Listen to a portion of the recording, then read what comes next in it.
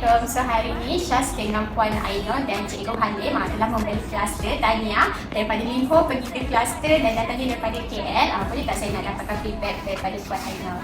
Alhamdulillah, dah saya terima semua.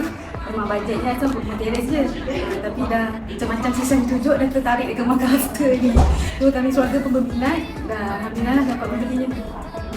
Untuk Puan Halim, Cikgu Halim, apa yang cikgu bagi sikit feedback perusahaan kami macam mana? Ini tak tahu macam ni proses tapi orang ni dengan urusan senang lah. Urusan ni agak cerewet macam-macam minta tapi diorang layan je. Jadi okey lah. Pengalaman bagus. Terima kasih. Alhamdulillah. So far Puan dengan Puan Ainur kira tak dapat rumah kluster ni. Mana unik tau, dia berkembang empat, dia sendiri kluster. Macam mana anak-anak pun wani juga. Layanan korang pun buatkan kita tertarik lagi. Terima kasih. Alhamdulillah. So, Urusan ni memang senang.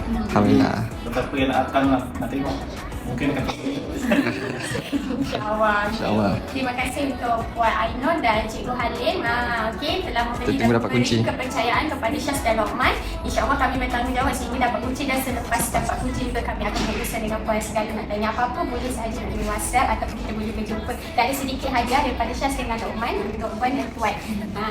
Okey. Terima kasih. Okey. Dan ini ada sedikit hadiah daripada kami. Okey. Bye-bye. Bye. Selamat.